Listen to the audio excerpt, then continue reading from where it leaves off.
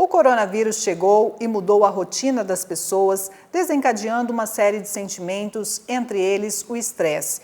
E para falar sobre as ações que serão desenvolvidas no enfrentamento a este sentimento decorrente da Covid-19, que eu converso com o professor da UFMS do campus de Coxim, Carlos Eduardo Vilela Gaudioso. Fique conosco, o Entrevista começa agora.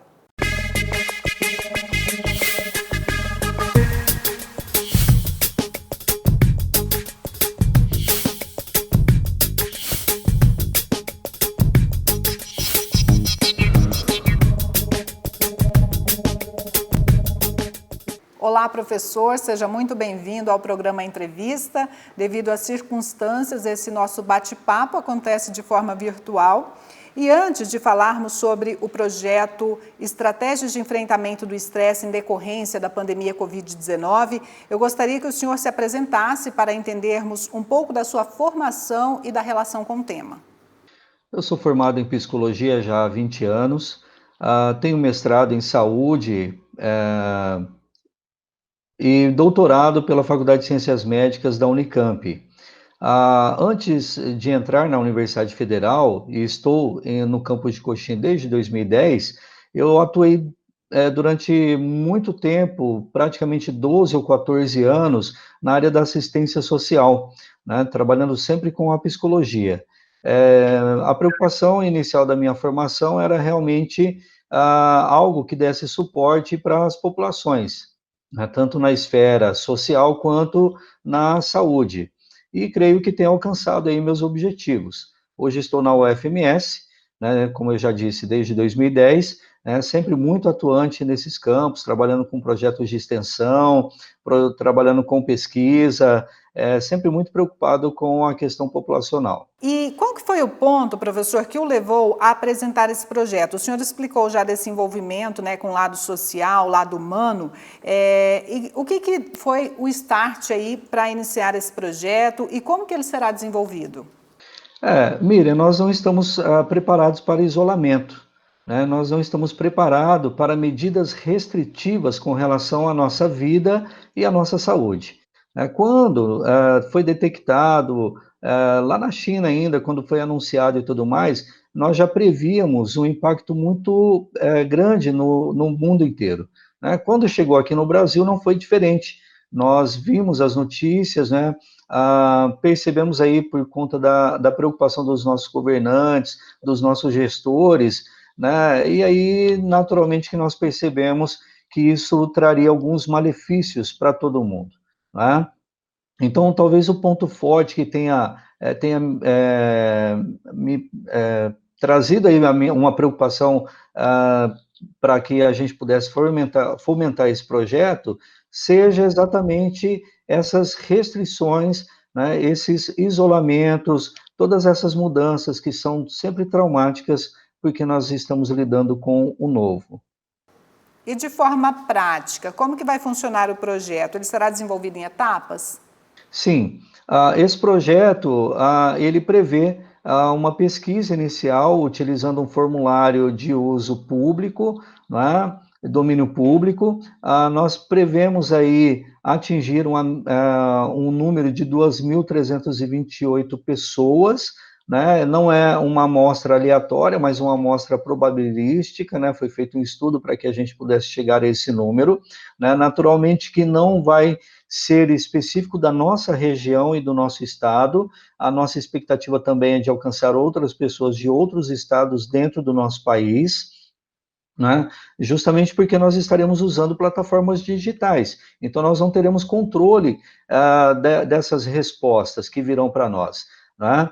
E após essa primeira etapa, naturalmente que nós estaremos fazendo aí toda a análise estatística, né? Compilaremos esses dados, faremos aí projetos de ensino para que nossos alunos e demais voluntários que tiverem interesse em participar possam levar até a população, né, através de um programa intenso de extensão, né, ferramentas que possam possibilitar a minimizar os impactos que a pandemia está nos ocasionando.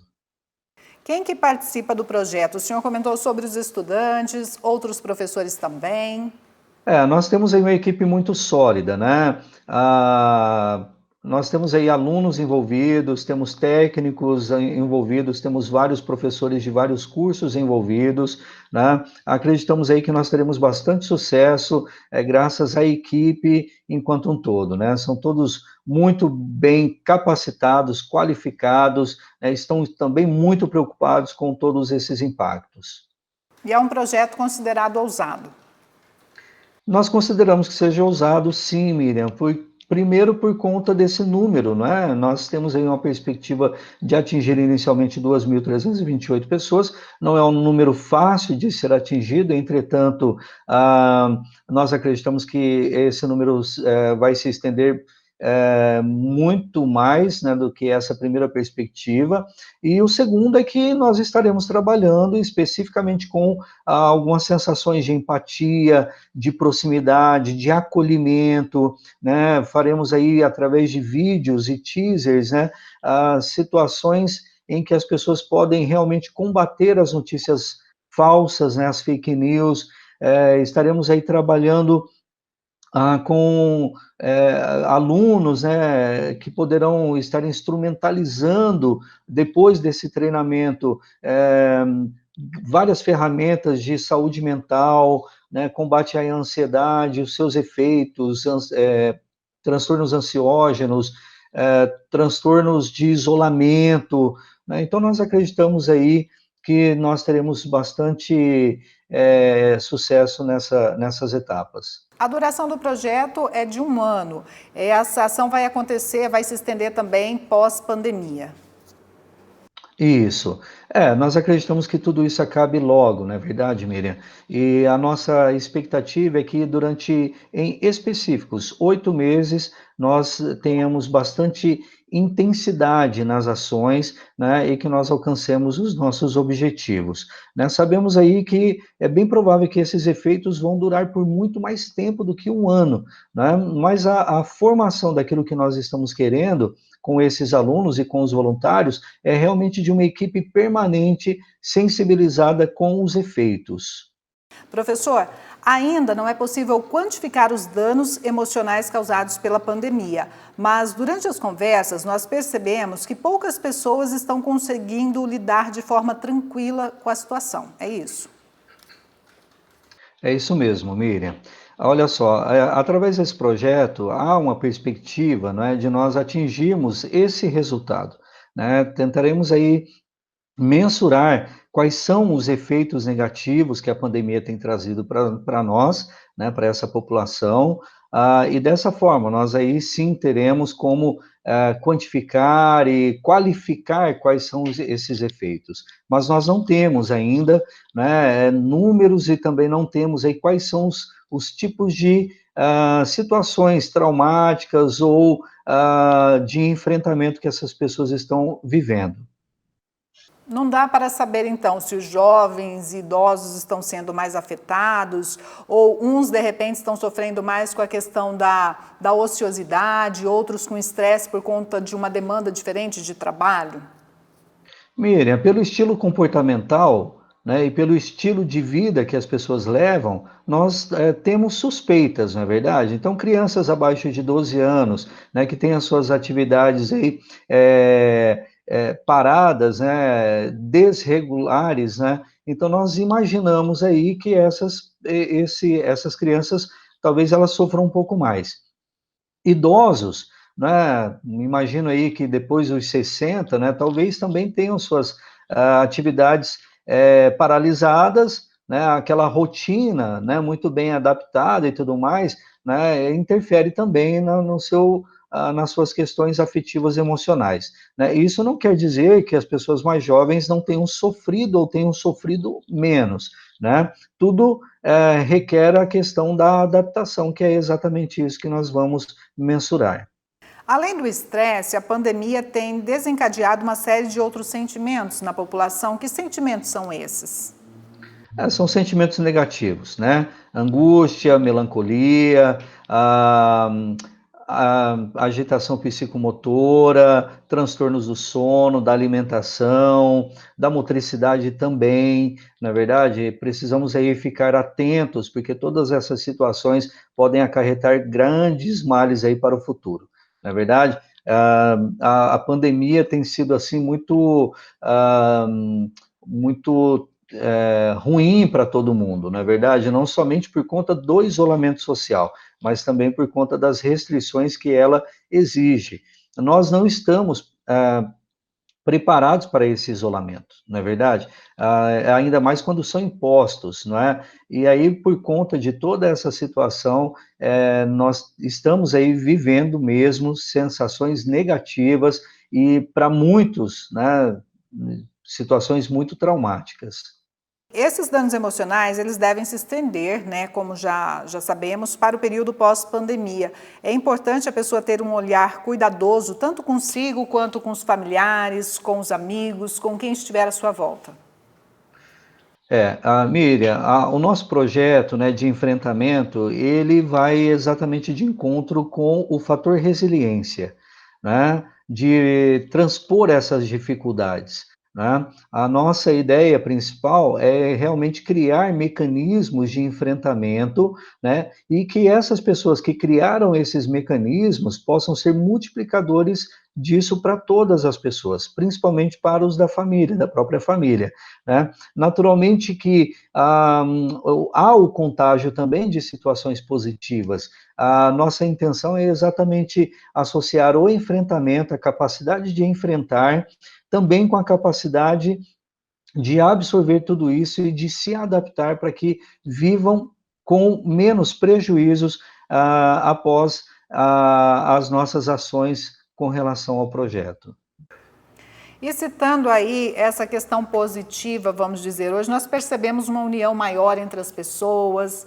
Teve também, assim, tem essa questão da proximidade, do olhar mais cuidadoso, e isso realmente tem acontecido, pelo que temos percebido, né?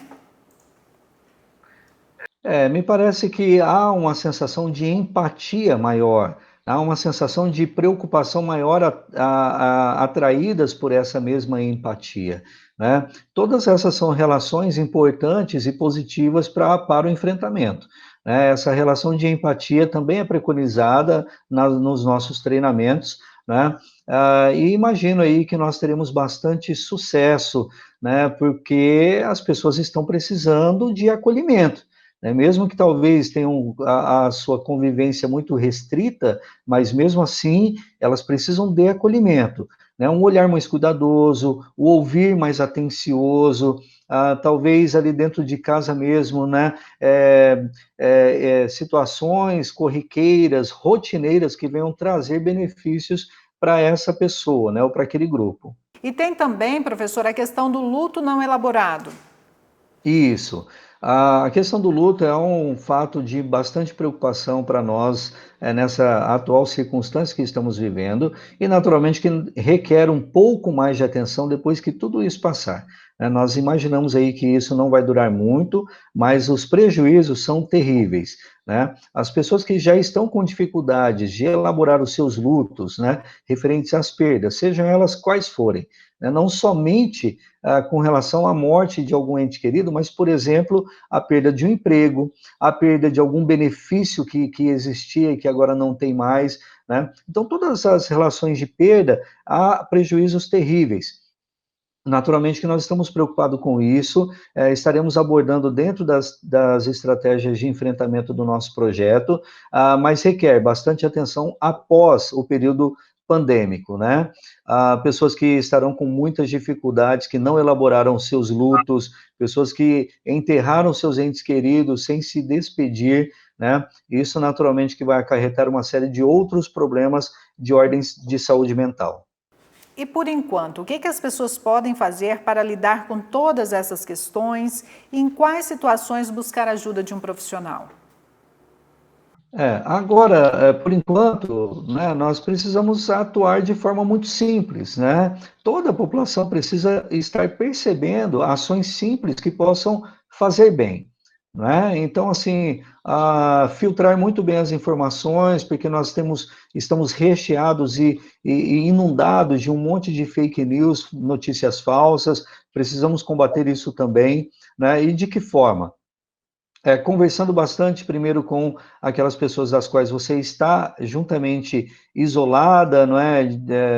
Pessoas que você tem algum tipo de contato, se você não tem ou está bastante isolado, que você procure socializar um pouco através das mídias digitais, dos mecanismos tecnológicos que nós temos, né? E quando você precisa procurar auxílio profissional, naturalmente quando você sentir que você está diferente das outras circunstâncias e ocasiões, né? Uma tristeza um pouco mais intensa, uma ansiedade exagerada, né? Todos esses sintomas são indícios de que você realmente está precisando procurar auxílio.